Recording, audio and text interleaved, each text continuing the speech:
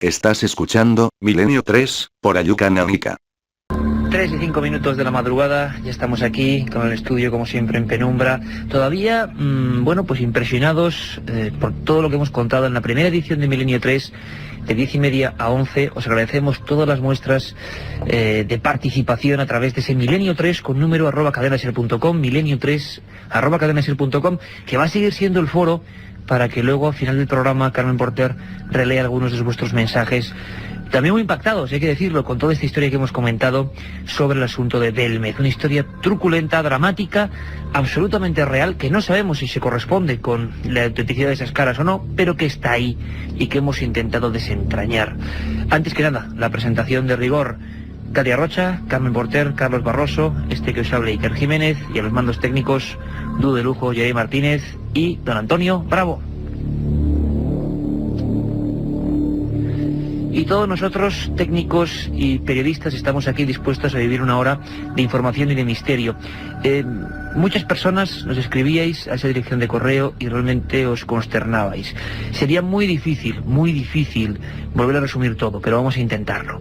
Belmez de la Moraleda, Jaén, ese pueblo, durante los últimos 31 años exactamente, aparecen unos rostros, la Brigada de Investigación Criminal, el CSIC, la Junta de Energía Nuclear, 30 años de investigaciones, nadie sabe qué son. Son rostros de niños, para que lo podéis imaginar, los poquísimos, imagino, que no sepan o no hayan visto imágenes de Belmez, son rostros que en realidad son las partes más oscuras del cemento. Carmen Porter, que está aquí, tiene, por ejemplo, en las manos, luego hablaremos de la biblioteca de Milenio 3, el primer libro realmente divulgativo sobre el tema. Aparece la primera cara, la llamada pava, en la portada, las caras de Belmez de Martínez Romero. Bien, caras muy diferentes unas de otras, unas grotescas, otras apenas pinceladas. Era oficialmente como si las partes oscuras del cemento se hubieran juntado, pues bueno, reflejando un puzzle desde luego dramático. En aquella casa, número 5, Rodríguez Acosta, Belmez de la Moraleda, Sierra de Jaén, se excava. Y se excava porque había miedo. Las actas de la época que recuperamos fueron fantásticas, a lo nuclear. Era una época en que se empezaba a hablar de estos temas, pero no había nada, solamente huesos de niños, ni un solo cráneo, ni una sola cabeza. Y empezó una gran leyenda, un gran misterio. Tengo que decir que yo mismo pude investigar profundamente en lo que fue la llamada Operación Tridente. ¿Qué significa esto? Junto con un compañero, Lorenzo Fernández. ¿Qué significa esto? Pues significa que el gobierno de la época, el régimen, intentó machacar, y lo consiguió, esta historia. En el año 72, el diario Pueblo, a las órdenes de ese director, magnífico periodista y realmente pues de muy reciente fallecimiento, Emilio Romero, deciden parar el misterio. No se conocían las causas de ese fenómeno que había alterado la opinión pública y el orden público incluso. En Belmez, con 2.000 habitantes, había 10.000 personas al día. El milagro, la sociología del milagro. Hasta el día de hoy, 30 años, ni una sola solución. ¿Quién vive hoy en esa casa? Pues vive María Gómez Cámara, una anciana, 84 años. Ha visto pasar a miles de personas intentando descubrir el misterio. Nadie ha podido darle una solución. Y escuchar muy atentamente, porque sabéis que tanto la madrugada del pasado domingo, casi cambiando todo el programa como va a ocurrir hoy, como la primera media hora, 10:30 a 11, hemos hablado de este último descubrimiento que nos tiene consternados. Una familia entera fusilada, masacrada en la guerra civil, año 36, finales de ese año, santuario de la Virgen de la Cabeza en Andújar. Curiosamente, 5 niñas, sus padres y el guardia civil, fueron tan solo 7 de los 153 muertos allí ocurridos, y son familia de María Gómez Cámara.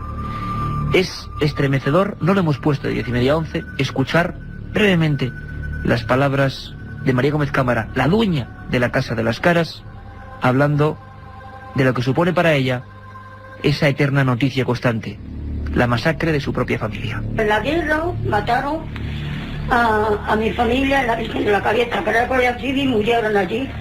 De 9 quedaron 2. ¿Y usted se acuerda muchas veces de esa familia, María? No me voy a acordar, era mi hermana, mi sobrina. Y mi cuñado, ¿cómo no me voy a acordar? Y ya son ya... Yo. Y les rezo y todo, decía la buena de María Gómez Cámara, a la que desde aquí, si nos puede escuchar, si alguien le dice que estamos haciendo estos programas, por favor, de todo este equipo, un abrazo fortísimo. Un abrazo lleno de amistad, de respeto, porque han sido muchas las horas en su casa intentando divulgar el misterio. Y siempre que lo hemos hecho, también hay gente muy malintencionada que intenta malmeter, siempre que lo hemos hecho, ha sido solo con un afán, el de hacer justicia. Intentando hacer justicia yo entrevisté al único notario que ha presentado un fenómeno paranormal, Antonio Palacios Luque, lo escuchábamos de 10:30 a 11, ese notario que dijo, caramba, yo fui notario, aquello estuvo 3 meses cerrado, aquella habitación como una cocina, un lugar igual de pobre hoy y antes, y había 16 nuevas caras. Todo eso, señora María, lo hemos hecho para desmentir a aquellos que en su día dijeron que no había misterio. Y nosotros lo hemos hecho para decir que sí hay misterio y que hay que seguir investigando. Y ese compañero que hablaba con María Gómez Cámara en Belmez, magnífico corresponsal de este programa, con un trabajo encomiable estas 2 semanas, Luis Mariano, que nos traía la última noticia fresca. ¿Por qué? ¿Por qué relacionábamos de repente esta matanza de una familia entera en Andújar con el fenómeno ya longevo de las caras de Belmez? Pues por una experiencia extrañísima que tiene que ver con la hipnosis, con una especie de trabajo de sueño hipnótico que se realiza en esa casa, junto a las caras, y con María, la dueña de esa casa, al lado. Ana Castillo es la persona que entra en ese extraño sopor, que empieza a ver una serie de cosas que nos parecerían fantásticas, pero luego hemos descubierto que lo que esta mujer vislumbra resulta que se cumple en la historia. Nadie sabía nada. Escuchamos, es un fragmento bastante duro, lo que en aquel momento veía y sentía en esa casa que no es la suya, sin conocer ninguna historia, como nosotros, Ana Castillo. Fue una visión de una matanza, de una familia, y bueno, muy crudo, muy real, muchos colores, muy duro, un hombre fusilado, o unos tiros, unas piedras cayendo, una especie de, como un edificio grande cayéndose, muchas cruces, hombres montados a caballo, unos niños pequeños quemándose. Vi también a una madre que la apartaban de su hija, se la llevaban como uniforme, y claro, y sentí el dolor de esa madre, la desesperación de que le quitaban a su hija. Sentí los gritos de la niña pequeña gritando el nombre de la madre. Es muy desagradable, es muy desagradable. Comprendemos perfectamente a Ana Castillo, muy impactada con esta historia. Nosotros también, como periodistas que llevamos pues mucho tiempo, gran parte de nuestra vida, fascinados con el tema de Belmez. ¿Por qué nadie le da una solución? Con lo fácil que sería ir allí y que la ciencia, bueno, como ha hecho en algunas ocasiones, como hizo el CSIC, viese que no hay pintura, que no hay nada. El salto de la ficción o de la posible subjetividad de una persona que entra en trance, de alguna forma hipnótico, en esa casa, y de repente nos descubre una clave tremenda. Un dato trágico. Luis Mariano Fernández consigue hablar con la única superviviente de aquella matanza. Guerra Civil, año 36. Una serie de proclives al lanzamiento nacional se refugian en el Santuario de la Cabeza, donde había una cruz. Muchos murieron despeñados, otros de hambre, otros tiroteados. Hoy están en una fosa común. No se sabe dónde se encuentran. La única superviviente era Isabel Chamorro, sobrina de María Gómez Cámara, la dueña de la Casa de las Caras. Luis Mariano Fernández hablaba con ella y nos traía este documento sensacional.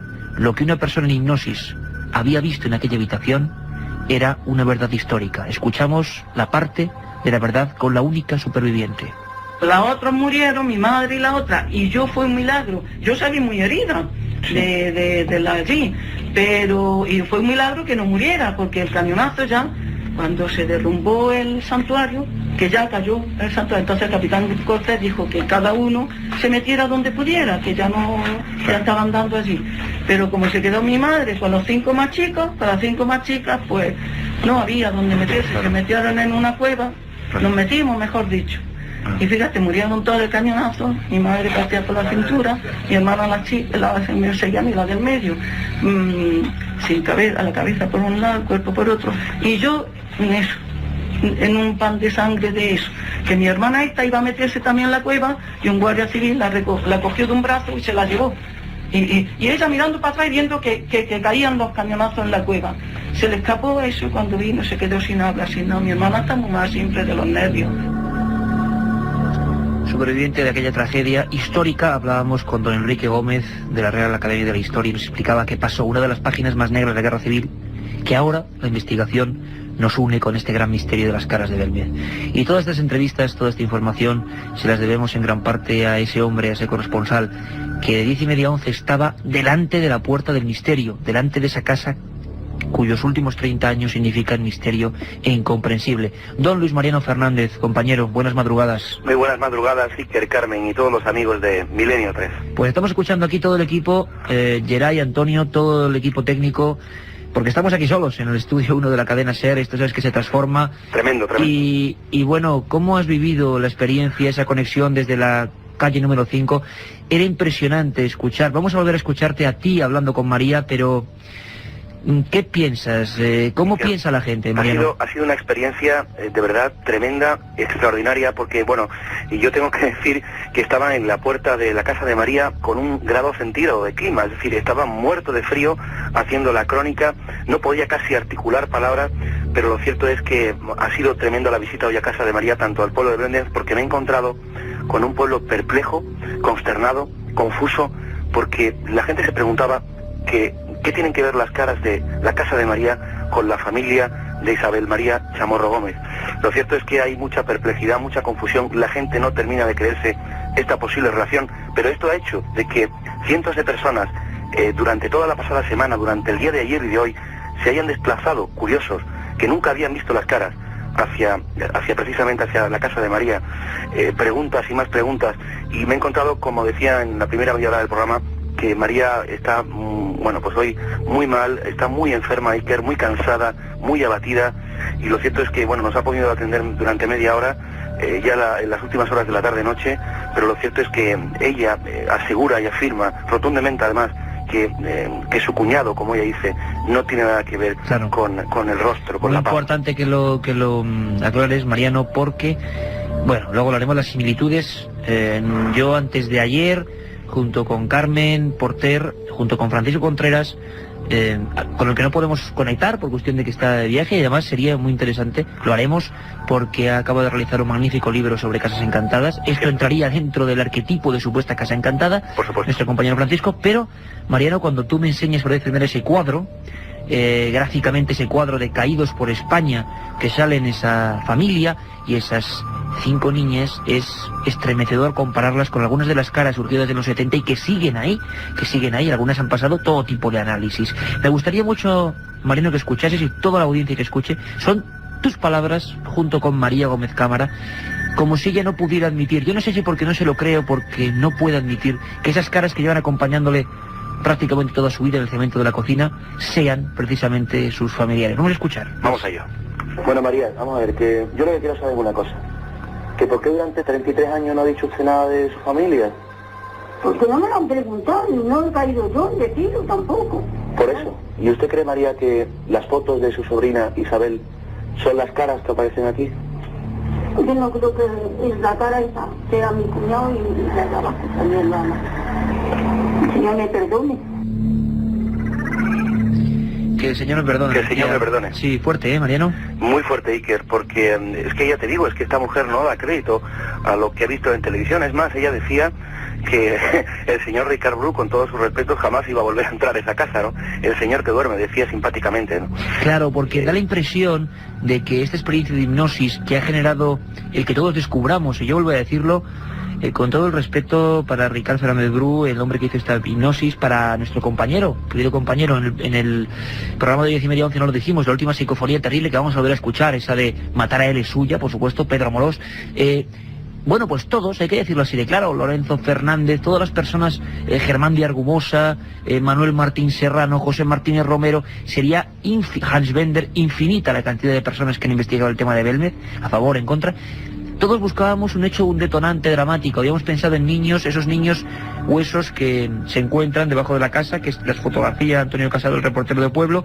Esos niños que, caramba, es que no había cráneos, había niños y no había cráneos. Empezó a especularse esos cementerios que han estado en ese lugar, pero tenía que haber un hecho muy fuerte, un detonante muy fuerte, y ninguno lo habíamos averiguado. Y hay que reconocer que de una forma más o menos estaremos de acuerdo en la forma, pero en el fondo se ha encontrado una nueva pista. Pero quizá ha cambiado mucho lo que la gente pensaba en el pueblo, Luis.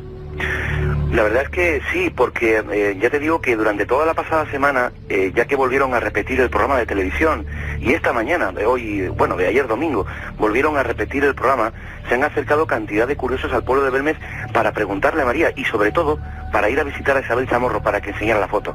Es decir, esto se ha convertido en una especie de... no sé cómo clasificarlo o etiquetarlo, pero lo cierto es que, bueno, Isabel Chamorro durante todo el día de hoy y ayer ha estado encerrada en casa, no ha recibido a nadie, que yo sepa, que yo tenga constancia, y está en cama porque está enferma. Es decir, el hecho de que ya la gente quiera ir a ver las caras de la Casa de María, pero ya, que quieran ir a ver el cuadro de las fotos, claro, me parece una nueva mitología. Tenemos aquí al lado a Carmen. Carmen, tú pudiste ver en Málaga, Carmen Porter, buenas madrugadas. Hola, buenas madrugadas. Pudiste ver junto con Mariano, conmigo, con Francisco, con toda esta gente, el cuadro, y pudiste ver la comparativa con las caras. ¿A ti te quedaste tan impresionado como nosotros? ¿Viste ciertas similitudes? ¿Qué opinas? En algunas de las caras sí que vi ciertas similitudes con lo que eran las fotografías, sobre todo el de la más pequeña, que si no recuerdo mal se llamaba Paquita. 4 años. Esa niña que murió, para mí esa era la más clara imagen que se parecía a lo que era la fotografía de la niña y de la cara que todavía se ve en el suelo de Belmez. Y muchos oyentes nos han escrito para decirnos que dónde pueden ver esa fotografía y esa comparación de las caras con la persona real, con esas niñas que murieron. Bueno, todo eso todavía vamos a trabajar profundamente. Esto va a ser una investigación que apenas acaba de empezar. Nosotros probablemente quizás en algún adelanto podríamos remitir, no ahora, sino próximamente, a nuestra página web de este programa, lo hemos dicho antes, ikerjimenez.com, pero os aseguro que tanto en algún medio del ramo, medio especializado, como en un futuro, en algún formato, incluso puede ser para un dossier muy importante, hagamos algo porque esto lo merece. Es un nuevo giro al tema de Belmez. Mariano, escucha muy atentamente porque vamos a meter 2 inserciones psicofónicas y vamos a intentar opinar. Da la impresión de que toda esta historia, claro, ahora tiene que ser revisitada o revisada con otros términos, con otros parámetros. Al acabar el programa de la primera edición hablamos de psicofonías. Estoy seguro que a nadie de esta audiencia inmensa de Milenio 3 tenemos que explicar lo que es, pero sí decir que los primeros que hicieron psicofonías fueron catedráticos de filosofía o catedráticos de humanidades como José de Solas. Año 72, los magnetofonos Nagra, que nuestro buen compañero Antonio Bravo conocerá perfectamente y me asiente, en aquella época eran como una especie de Revox portátil. Imaginaos la escena. Ese socavón que se había practicado por parte del ayuntamiento y el albañil Sebastián Fuentes León, se encuentran huesos de niños, no se atreven los albañiles casi a bajar y se ponen 10 magnetofones de diferentes alumnos de la Universidad de Madrid. Y en todos ellos la primera voz que surge, claro, ahora habría que igual verlo de otra forma, Mariano, dice, es que yo sigo enterrada. Claro, hablamos de una familia entera que no sé dónde están sus muertos, ¿no? Tremendo documento, además, si mal no recuerdo, Iker, la voz que dice eso es infantil. Sí, bueno, incluso Antonio Casado, ese periodista de Diario Pueblo que nos confesó en el programa que cómo tuvo que ser obligado a mentir, a contar que el misterio estaba allá, me hablaba de que en ese Nagra, en ese receptor, se veía la aguja que mide la entrada de sonidos perfectamente, o sea, no era una psicofonía, estabas grabando en aquella voz chillidos de niños constantemente. Las escenas que nos contaba don Enrique Gómez, catedrático de Historia, de lo que pasó en el Santuario de la Cabeza, que son parte de la historia de España, fueron 153 muertos en cuevas, tiroteados y a morterazos y con tanques. Pero ahora Pedro Amorós significa, podemos decir, la evolución de ese fenómeno psicofónico con material digital, en ese lugar que, ¿cómo describirlo a todo el mundo? Es una casa número 5 con una historia muy vieja, unido a otras casas que fueron la antigua iglesia, en una calle vieja de un pueblo viejo de la vieja Sierra Magina de Jaén. ¿Cómo podríamos interpretar, lo pusimos antes, esta voz grabada hace unos años, que perfectamente surge en pleno silencio con todo tipo de medidas de seguridad y dice matar a él? Vamos a volver a escucharla. Matar a él. Matar a él. Matar a él. Pero, Mariano, ¿cómo podemos interpretar esto ahora? La verdad es que mira, Iker, desde que vi las fotos de Isabel Chamorro estoy muy perplejo con esta historia, porque yo creo que se ha dado un nuevo rumbo y una nueva línea de investigación a esta historia. Recordábamos el viernes aquí en Málaga que el investigador Pedro Amorós también grababa una tremenda psicofonía donde el investigador José Requena preguntaba algún nombre de una de esas caras a las que pertenecen una de estas caras, y una contestación, la voz de, creo recordar un hombre, decía Miguel. Miguel, que en ese momento, hace unos años, nadie sabía quién era Miguel. Es más, algunas personas, bueno, pues quizá equivocándose, no por desinformadas, sino que decían Miguel, el marido de María Gómez Cámara, el marido era Juan Pereira Sánchez, el obispo. ¿Y Miguel quién es, Mariano? Miguel es padre de Isabel Chamorro, el guardia civil que murió en el santuario de la Virgen de la Cabeza. Increíble. Pero vamos más allá, Mariano, si te parece, y con los pelos de punta aquí todos, y creo que toda la audiencia ahora mismo. Vamos más allá. Hacia el año 97, con todos los medios técnicos, por favor, sabemos que quizás, podríamos repetirla, en el receptor quizás no escuchen tan nítidamente como nosotros con estos medios aquí en la cadena SER las voces. Pero yo me quedé impresionado. Bueno, primero, hay otras psicofonías. Una le pregunta a Ana María, interviene María, ¿qué hay aquí? Y almas hay, claro, ya te quedas. Pero hay una que es impresionante, Mariano, vamos a escucharla. Le preguntan a María Gómez Cámara si alguna de esas caras, 7, 8, bueno, quedan las mismas caras en número que en el cuadro de muertos. Bueno, son cosas ya que tenemos que ir profundizando, pero esas pocas caras que siguen, algunas desde el año 71, siguen ahí, y nadie ha podido demostrar que sean un fraude. Le preguntan, Pedro Amorós le pregunta, bueno, María, ¿estas caras le recuerdan a alguien? María no contesta, se graba en pleno silencio. Una voz metálica de mujer sale repetida, con nuestro compañero técnico también, Javier Rodríguez, por la tarde hemos limpiado los chasquidos que había, es un sonido un poco molesto. Vamos a intentar todos perfilar el oído, porque entra como un cañón y es muy corta. Una voz de mujer, pero vean el contenido, Mariano. La pregunta es, ¿de quién son estas caras? ¿Tienen que ver con alguien que...? Y la pregunta o la respuesta es, recuerda. Escuchamos.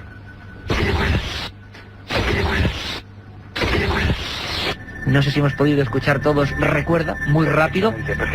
Vamos, nos indica Yaray Martínez y Antonio Bravo que van a repetirle. Escuchemos todos, por favor, recuerda. Bueno, pues recuerda, Mariano. Yo, Iker, siempre he defendido que María era la propulsora o la que proyectaba las caras en la casa.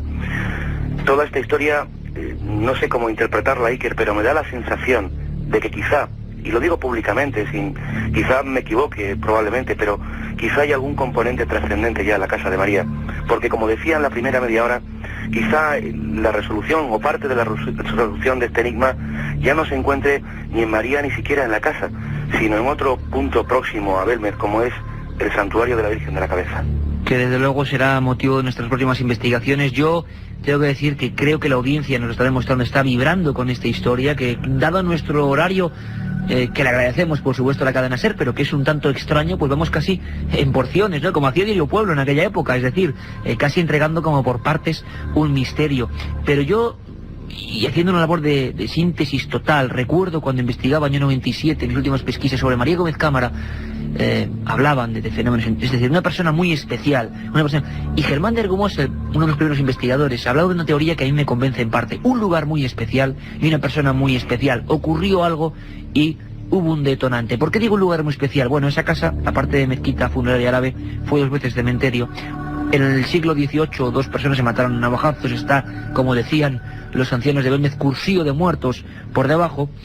Bueno, un ambiente, digamos, muy concreto, una casa muy concreta, pero como podía ser otro. Pero la persona que vive ahí sola, bueno, pues tiene una facultad quizá especial. Lo que nadie sabía es qué clase de fenómeno detonante trágico se podía hacer plasmar de esa forma en el suelo.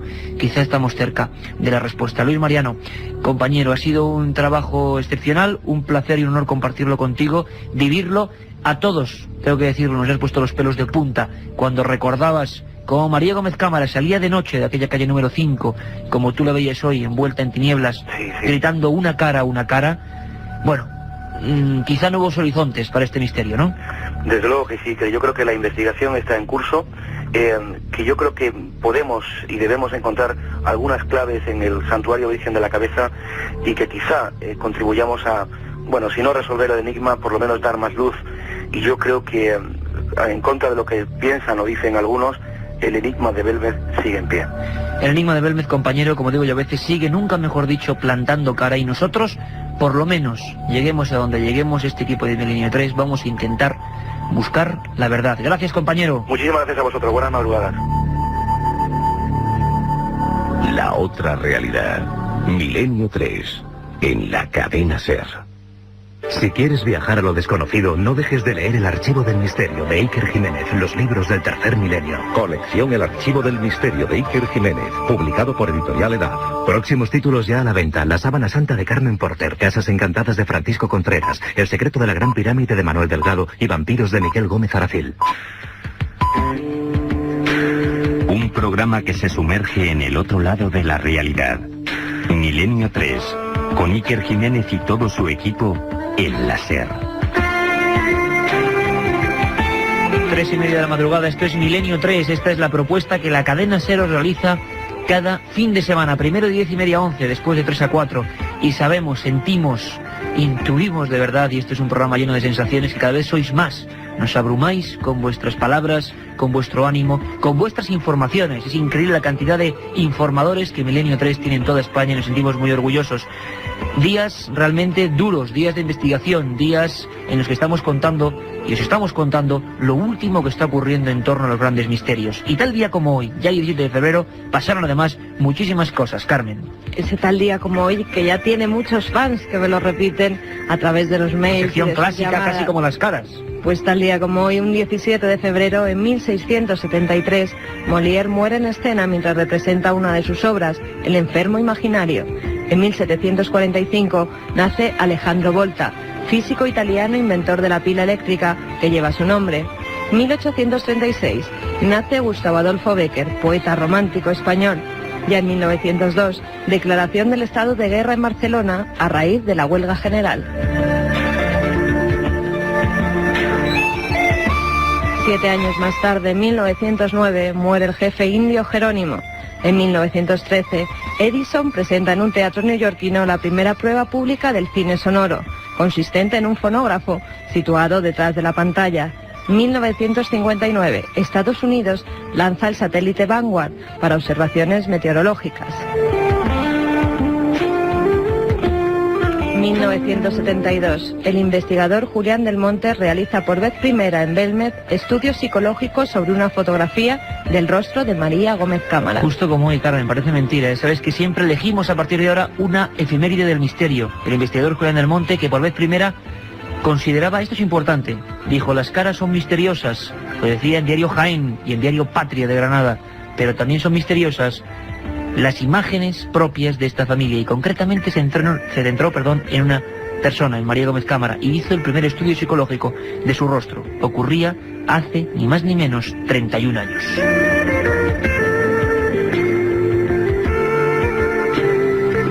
Un día y unas noches importantes de misterio, y estamos tremendamente implicados con ello, intentando llevaros toda la fuerza de lo que es el periodismo de lo desconocido, ni más ni menos. Ni vendemos ninguna verdad, ni queremos ser gurús absolutamente de nada, sino mostraros toda la información, con personas en el lugar donde ocurren los hechos. Cuando pasan cosas está la serie, cuando ocurre el misterio está Milenio 3. Y vamos a recuperar, cómo no, para relajarnos ya, para que la noche sea en otro rumbo, la brújula de nuestro compañero Nacho Ares, sus historias perdidas, el director de la revista de arqueología. Vamos a viajar hasta un archipiélago extraño, las Islas Comoro. Os dejamos con él.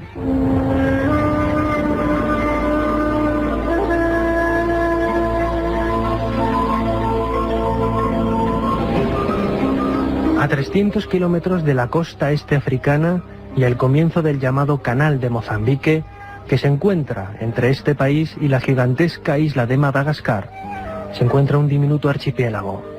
Su nombre es el de Comoro, y está formado por 3 pequeñas islas, rodeadas por otras de menor tamaño.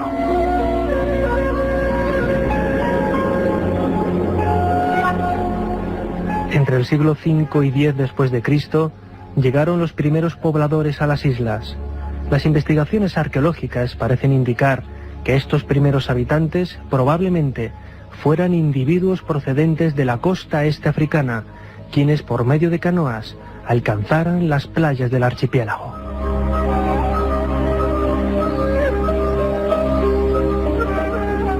Sin embargo, los primeros pobladores históricos no llegaron hasta el siglo XI.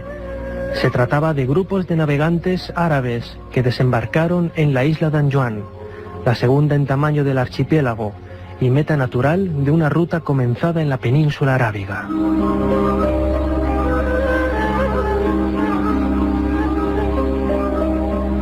Nada de extraño tendrían estas islas si no nos percatáramos en el significado de su nombre, las Islas de la Luna, bautizadas así por los árabes del siglo XI. Si pensamos que los árabes llegaron a este archipiélago hacia el año 1000 y el primer telescopio fue inventado por Galileo Galilei en 1609, ¿cómo pudieron estar familiarizados los árabes con el aspecto de la Luna 500 años antes que el resto de los mortales.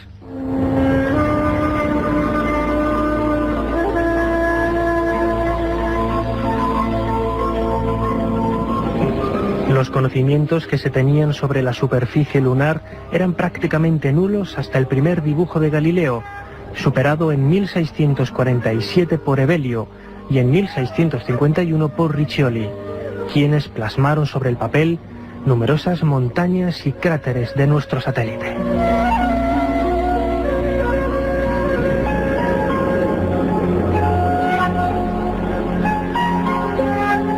Si sondeamos algunas de las respuestas lógicas que se pueden proponer para explicar este problema, en primer lugar, tendríamos que reconocer que los árabes descubrieron el telescopio antes que Galileo. Sin embargo, sus conocimientos no parecían ser tan extraordinarios como para justificar la existencia del telescopio antes que el italiano.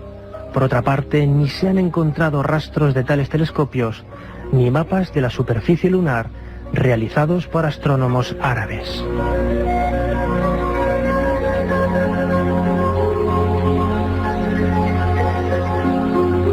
Cuando el califa Al-Mamun se dirigió a Egipto en el año 820, iba con una intención muy clara.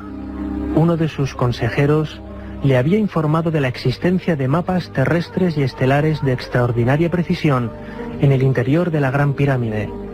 La tradición cuenta cómo excavó un túnel artificial que le abrió el acceso a su interior. Dentro, se dice, no encontró nada de lo que en un principio le había contado su consejero, o quizás sí. Milenio 3. Periodismo de lo desconocido. En la SER.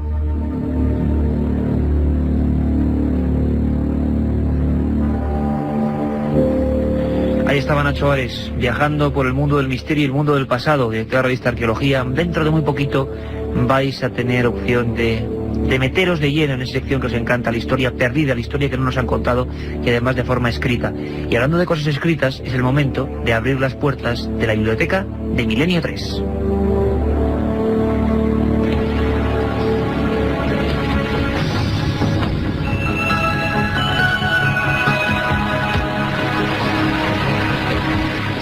Esta música que salía prácticamente ahora como una explosión, era realmente, se nos adelantaba la leyenda urbana de Katia Rocha, pero realmente vamos a pasar primero con la biblioteca, que es lo importante, que es lo esencial.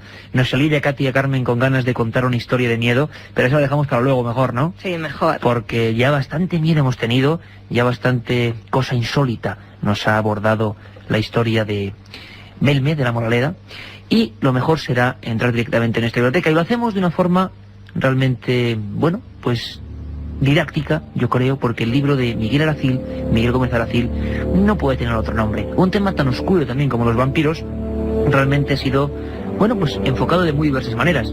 Pero Miguel lo hace en un libro excepcional, Vampiros, ese es el título, la colección ya de este programa, el Archivo del Misterio, de Iker Jiménez, una colección que sabéis que estamos sacando ahora mismo, con todos esos temas que os encantan del programa, con los mejores periodistas, y yo estoy intentando coordinar lo mejor que puedo, lo mejor que sé, a un grupo de fantásticos profesionales. Sabéis que los 4 primeros son Vampiros, Miguel Aracil, El enigma de la Gran Pirámide, El secreto de la Gran Pirámide de Manuel Delgado, que lo comentó Carmen Porter la pasada semana, Casas encantadas de Francisco Contreras, y La sábana santa, fotografía de Jesucristo, de Carmen Porter. Pero este libro es excepcional, hablaremos mucho de él. Yo os adelanto, por ejemplo, una pequeña nota, una pequeña historia. Todo el mundo, ¿verdad? Y en este libro viene un trabajo excepcional, con documentos increíbles en este Vampiros. Todo el mundo ha oído hablar de Vlad Tepes, ¿verdad? Vlad Tepes, hombre, el hombre que dio origen a la novela de Bram Stoker, Drácula. ¿Alguien sabía que en Cataluña, mucho antes, hubo un hombre llamado el Conde Struck? Pues el Conde Struck vivió entre los siglos XII y XIII en Cataluña y fue un auténtico conde vampiro. Y con él podríamos pasar a la vampira de Barcelona, al sacamantecas de Gádor, en Almería, a Francisco Leona, a tantas personas que de una forma u otra creyeron que la sangre, el líquido, el rojo elemento, daba vida. Una historia dramática, los bebedores de sangre de Madrid, que iban al matadero de Ventas a beber sangre de animales vivos porque creían que se curaban sus problemas. Es decir, un sinfín de historias que tienen que ver con el vampirismo, con los cazavampiros que había en la Edad Media y hasta hace bien poco en algunos países. Hay un estudio fantástico del vampirismo en Asia, Oceanía, Europa, África, en todo el mundo. Historias que a mí me dejaron helado, que un día las recrearemos aquí, como el ataúd maldito de Santillana del Mar. Bueno, trabajo excepcional, el archivo del misterio de Iker Jiménez, la colección de este programa, Vampiros, mito y realidad de los muertos, vampiros, Miguel Gómez Aracil.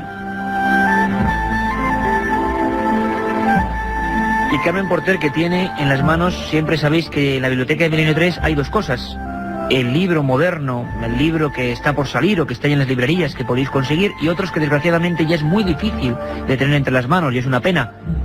Menuda portada, muy al caso, Las caras de Belmez, 1978, José Martínez Romero. Carmen Porter. Pues como bien has dicho antes, Iker, viene muy al caso que hemos estado tratando durante esta madrugada y en la primera edición de Milenio 3. El título, como bien dices, Las caras de Belmez, autor José Martínez Romero, la colección La otra ciencia, la editorial Martínez Roca. Se trata del segundo libro que habla sobre las caras de Belmez y en el cual el autor cuenta la investigación in situ que él mismo llevó a cabo. Como siempre, he recogido unas palabras del autor que nos dice: el hecho de ser poseedor de un gran fragmento de teleplastia correspondiente a la tercera de las caras aparecidas en la cocina comedor de la casa, marcada con el número 5 de la calle Rodríguez Acosta de Belmez, de la Moraleda, me obliga moralmente a ocuparme y defender el fenómeno, máxime cuando sinceramente estoy convencido de su autenticidad en razón de las experiencias que allí tuve. Pues sí, que en el libro nos habla sobre las teleplastias, del surgimiento de un rostro, incluso en presencia de varias personas, entre las que se encontraba Germán de Argumosa, de las psicofonías que se obtuvieron en la casa y también de cómo el pueblo vivió el surgimiento de las caras. Hay un cuadernillo central, donde hay varias fotografías de la época en las que se nos muestran pues el pelao, el monje, toda la esa pava. primera época legendaria, ¿verdad? Exactamente. Y hay una que nos ha llamado Hay mucho una muy la especial, atención. hay una muy Sí, especial. porque es cuando por primera vez, y cómo no iba a ser de otra forma, los micrófonos de la cadena SER hacen por primera vez en la historia de Belmez y única un programa desde dentro de la Casa de las Caras. José Martínez Romero y los micrófonos de Radio Jaén, por vez primera, se emitía en vivo desde la Casa del Misterio. Un libro incunable, un libro inencontrable, Las caras de Belmez, el primero, que se metía a fondo en el tema. Hubo uno anterior, Manuel Martín Serrano, Sociología del Milagro, pero era un estudio sobre qué pensaba el pueblo. Este era sobre el fenómeno. Un día contaremos lo que el bueno de José Martínez Romero, yo le pude entrevistar hace unos años, vivió solo ante algunas cosas que pasaban en ese cemento. Yo recuerdo una frase memorable. Pedro Sagal, Rafael Alcalá, de los diarios Patria y Ideal de Jaén, Germán de Argumosa y él, se quedan mirando, fotografiando en aquellas escenas primeras de las caras, un nuevo rostro. Duró solo 10 minutos, algunos fueron de vida efímera, desapareció. Germán de Argumosa dijo, con aquella maestría que le caracterizaba, dijo: si el demonio tuviese rostro, ese sería el suyo. Y ahora sí, antes se nos metía casi de rondón una sección que todos adoráis, las leyendas urbanas, historias verdaderas o no, que ya son parte de nuestra propia mitología. Esta vez nos vamos a un lugar lejano para hablar de una especie de ser invisible. Como siempre, ahora sí, Katia Rocha.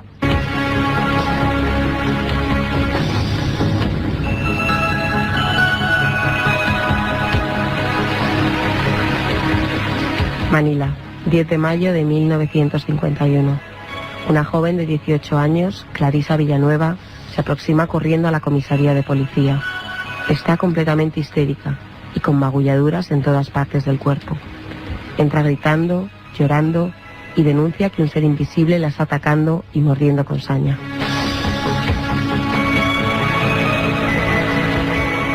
La policía la lleva de inmediato a un médico y este advierte que la chica está sufriendo en realidad un ataque de epilepsia y que las heridas se las ha producido ella sola. El policía que la acompaña se extraña entre la explicación dada por el doctor, pero le cree. Sin embargo, intrigado, le pregunta que si de verdad es ella misma quien se ha infligido las heridas, ¿cómo es posible que tenga un mordisco totalmente claro en la nuca?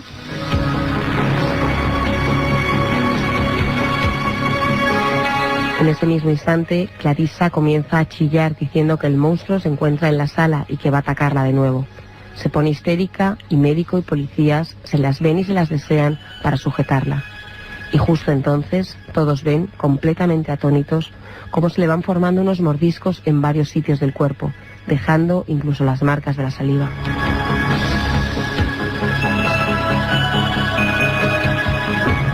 El alcalde de Manila, Arsenio Lascón, viendo que aquel caso no interesaba a la policía ni a la medicina, hizo llamar al arzobispo para que él se encargara personalmente del caso. El arzobispo se preocupó e hizo traer una ambulancia para que llevaran a la joven al hospital. En el trayecto, todos vieron como nuevas mordeduras aparecían por su cuerpo, mientras Clarisa lloraba y se quejaba de dolor.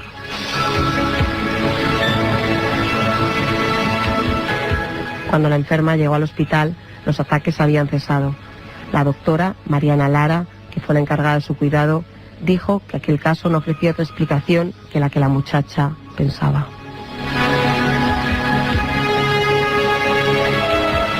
Y esa explicación es la pregunta que yo les lanzo ahora a ustedes. ¿Existirá de verdad el hombre invisible?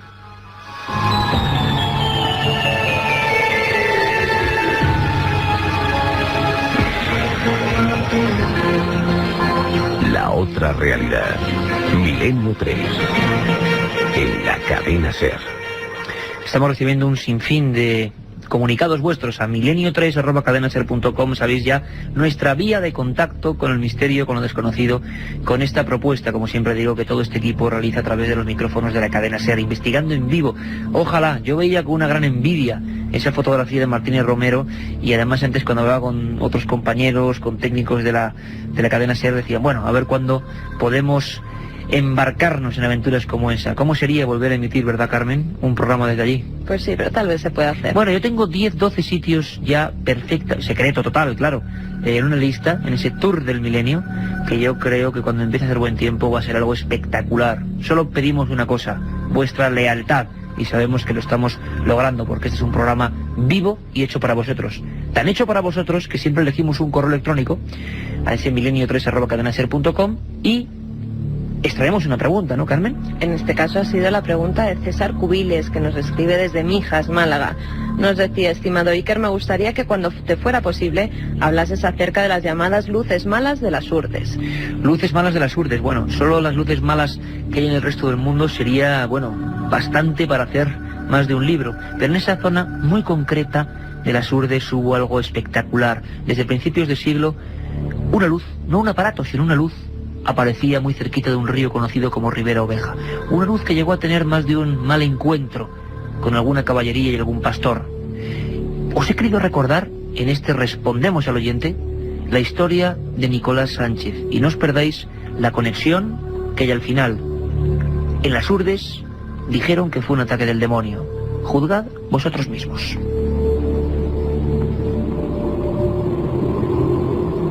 Nicolás Sánchez Martín, natural del pueblo de Cambroncino, de 37 años, llegó pálido como un cadáver. Montado sobre la cabalgadura, con la cara blanca como la cera, se desplomó en la cama de lechos de su casa pobre de pizarras. En la aldea no había luz ni agua, y entre los candiles los vecinos se acercaban. Esperanza Moedano gritaba entre la multitud: «Alcolás le ha atacado la luminaria». Ocurría el 17 de octubre de 1917, y aquellas personas vivieron minuto a minuto la agonía y muerte del pastor. El médico Victoriano Sánchez Hoyos no daba crédito a lo que estaba viendo. La fiebre había dado paso a un continuo descenso de temperatura corporal, situándola en los 33 grados. El enfermo, sin embargo, sentía una explosión de calor interno que lo iba consumiendo. De su boca, entre balbuceos, solo emergía una frase: la luz, la luz. Varias vecinas, enlutadas desde entonces, pudieron ver el percance sobre el río Ribera Oveja. Un foco misterioso salió al paso del caballero. Estaba allí, como un candil manejado por manos invisibles, flotando a poca distancia del agua. El jurdano no tuvo miedo y se quedó allí plantado, y sacando su machete, llegó a pronunciar: o te apartas o te aparto. Cuentan que aquella luminaria, no más grande que la rueda de un carro, atravesó hombre y montura, abrasando a ambos por dentro, dejándolos heridos fatalmente. Tanto que a muy duras penas pudieron llegar hasta la misma entrada de Cambroncino. El acta de defunción de Nicolás Sánchez Martín puede ser el primer documento de un mártir del misterio. Desde hacía años, los habitantes de los escarpados pueblos de las Urdes venían observando este curioso fenómeno de apariencia inteligente que habían llegado a bautizar con el nombre de Luz de Ribera Oveja. Hoy, en el viejo cementerio junto a la iglesia de las Lástimas, muy cerca de la tapia y devorado por los helechos crecidos, hay una cruz de palo. Bajo su tierra descansa para siempre este hombre rudo que se topó frente a frente con el misterio y perdió la batalla. Su cuerpo, durante la agonía, sufrió los daños característicos de una sobreexposición a fuente radiactiva. Pero para el pueblo jurdano, aquello fue sin más un ataque del maligno. Y es que muy pocos saben que tan solo horas después de aquella noche, a unos 300 kilómetros, en línea completamente recta y cruzando la frontera, miles de personas, en una manifestación sin precedentes en la historia, observaban un fenómeno parecido. Allí se habían congregado a la llamada de 3 pastorcillos que creían ver a la Virgen. Ocurría en un lugar escondido, que todos conocemos hoy como Fátima.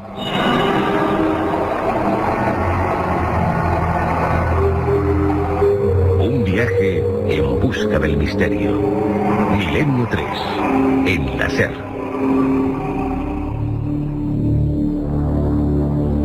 Y estamos ya enfilando el tramo final de nuestro programa, un programa intenso con todo tipo de cosas, y por supuesto cuando seguimos la senda de Belmez, estas últimas semanas hemos tenido que aparcar algunas historias, por supuesto las secciones cíclicas, las conspiraciones anticamacho, los viajes de Carlos Barroso. Bueno, vamos a hacer todo eso y mucho más las próximas semanas, pero esta ocasión la actualidad sin duda alguna mandaba. Y como manda la actualidad, acabamos con la actualidad, como no, Carlos Barroso, Carmen Porter, el informativo.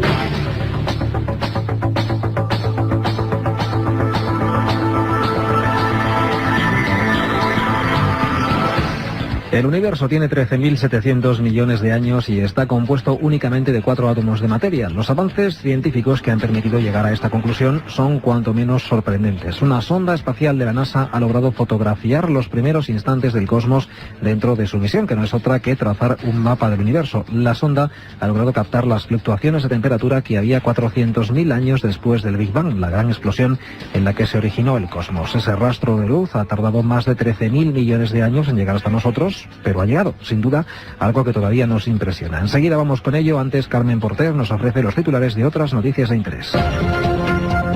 Descubiertos los fósiles de 100 lagartos gigantes en Canarias. El arquitecto de los megalitos de Stonehenge provenía de Centro Europa. Misteriosa desaparición de una estatua de Drácula en Rumanía. La NASA ya tiene la foto del feliz acontecimiento. Más de 13.000 millones de años ha tardado en recibirla, pero lo importante es que una sonda de la Agencia Espacial Estadounidense ha captado ese momento, el de la gran explosión de la que surgió el cosmos, Carmen. Esta es una de las conclusiones a las que han llegado los estudiosos tras analizar los datos enviados por la sonda anisotrópica de microondas Wilkinson, la cual observó el universo cuando no había estrellas ni galaxias, excepto diferencias mínimas de temperatura. Según astrónomos de la NASA, esas diferencias provocaron aglutinamientos moleculares que fueron el comienzo de la estructura cósmica del universo y dan respaldo a la teoría de que este nació tras el Big Bang. También señalaron que las imágenes captadas han podido determinar que las estrellas comenzaron a brillar 200 millones de años después de la explosión. Hace unas horas se ha clausurado la 4ª Feria de Madrid por la Ciencia. Se trata de un evento que cada año levanta más interés y en el que en esta ocasión se han dado cita 145 entidades, instituciones y organismos. El objetivo de esta feria es acercar la ciencia a los ciudadanos para que la perciban como algo propio. Los visitantes han podido apreciar un meteorito llegado desde Marte y conocer las últimas técnicas científico-policiales para identificar restos de cadáver. Entre los participantes ha habido también 8 museos que han ofrecido al público la posibilidad de ver de cerca restos de dinosaurios y experimentar las difíciles condiciones en las que vivían los tripulantes de los barcos de hace 3 siglos. Otros atractivos de esta 4ª Feria de Madrid por la Ciencia han sido las casas inteligentes, animales misteriosos encerrados en urnas o la demostración de cómo se construye un extintor casero o cómo se convierte un huevo crudo en una pelota. Los arqueólogos siguen aportando datos sobre los restos arqueológicos más célebres y misteriosos de Inglaterra, las construcciones megalíticas de Stonehenge. Hace poco fue localizado un esqueleto en ese lugar que, después de ser analizado, nos ha ofrecido su edad. Tiene 4.000 años, era originario de Centro Europa y puede que fuese el arquitecto de tales construcciones, informa la corresponsal de la cadena SER en Londres, Begoña Arce. El llamado rey de Stonehenge era un centro europeo. El cadáver del arquero, exhumado el pasado año en las proximidades del enigmático monumento megalítico del sur de Inglaterra, podría ser el de alguien de origen germánico procedente de Suiza, Austria o Alemania. A esa extraordinaria conclusión han llegado los arqueólogos que han analizado sus restos. La pista para determinar su origen ha sido el esmalte de los dientes. Ese esmalte revela que el individuo en cuestión nació y creció en la región de los Alpes. El arqueólogo Andrew Fitzpatrick afirma que es absolutamente fascinante el pensar que una persona llegada de fuera haya podido jugar un importante papel en la construcción del famoso monumento. En la tumba, construida 2.300 años antes de Cristo, fueron hallados un centenar de objetos. Algunos de ellos eran piezas de oro de un gran valor que hablan del poder y de la riqueza del misterioso difunto. Nuestra siguiente parada está en Canarias, donde han sido localizados unos 100 fósiles de lagarto gigante del hierro. Se trata de numerosos ejemplares de la especie Galotia goliath que se encontraban en una parcela en obras del municipio de Valverde. La experta en paleontología Carolina Castillo aseguró que se trata de un descubrimiento muy importante y que tiene un interés científico indescriptible. También afirmó que los trabajos de identificación y los estudios científicos de estos fósiles comenzarán en estos días para poder determinar la evolución de esta especie en la isla y cómo se produjo su posterior extinción. Y aparte de estas hay, como cada semana, más noticias igualmente interesantes. Los ciudadanos de Malawi continúan aterrorizados por presuntos ladrones de sangre, supuestamente amparados por el gobierno, que asesinan a los indigentes para vender su plasma a cambio de alimentos. El pánico ante los traficantes de sangre se ha extendido tanto por el país que la Iglesia Centroafricana Presbiteriana ha pedido que se forme una comisión para que investiguen los hechos. Según los prelados, esta comisión debería estar formada por miembros del clero, organizaciones no gubernamentales de derechos humanos y personal médico. La policía rumana desmiente los rumores sobre la intervención de fuerzas malignas en la desaparición de una estatuilla del siglo XIII del castillo de Drácula en Transilvania. Según el investigador de la policía, Danul Sindrilau, en el transcurso de una tormenta, un rayo provocó un apagón en el castillo. Al volver la luz, la estatua ya había desaparecido. A pesar de ello, el policía cree que la desaparición parece tener un móvil económico, ya que la estatua está valorada en $750.000. Lo inexplicable es que no se haya hallado ningún signo de violencia en las puertas del castillo y el presunto ladrón no pudo escapar por una ventana, ya que la construcción carece de ellas. Pues es todo por hoy. Recuerden que Milenio 3 regresa con más noticias en su edición de madrugada dentro de 7 noches.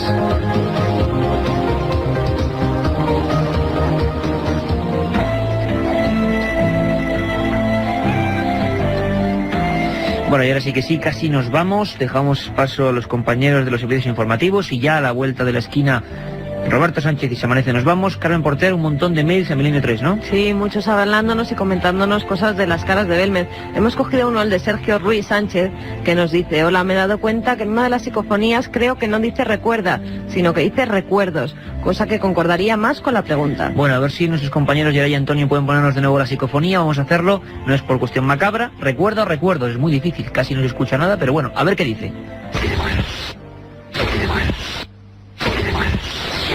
Bueno, creo que nos quedamos con las mismas dudas, pero tanto sea recuerda como recuerdos, pues es una cosa muy curiosa. Carmen, más mails. Bautista 6 nos dice: saludos desde Trebujena, a ver si un día tratáis el tema de las apariciones de humanoides como en Escalante. Me despido, un saludo y os felicito por vuestro programa. Bueno, lo haremos. Uno de los grandes expedientes extraños, como el que hemos comentado de las Urdes, historias que investigó la Guardia Civil y que son parte de la historia de lo misterioso, de lo paranormal, extraños seres en un lugar maravilloso como era Escalante, población minera cántabra. Isabel Salvador nos dice que le gustaría saber cómo se llamaba el libro que estaba leyendo, El asesino de John Lennon. El asesino de John Lennon, el asesino de Robert Kennedy, el que intentó matar a Ronald Reagan. Curiosamente, a los tres les encontró un ejemplar. Bueno, igual se convierte en bestseller ahora, pero bueno, un ejemplar que ha vendido millones en todo el mundo, El guardián en el centeno de Salinger. Una historia realmente curiosa y significativa. Curiosa como lo que hemos intentado traer hoy aquí, con una primera parte evidentemente centrada en la actualidad, centrada en ese fenómeno de Belmez que seguimos investigando 30 años después. Bueno, pues nuevas vías, nuevas historias, nuevos hechos. Geray Martínez, Antonio Bravo, Carmen Porter, Katia Rocha, Carlos Barroso, este que os habla Iker Jiménez. Nos vemos, nos escuchamos en 7 días.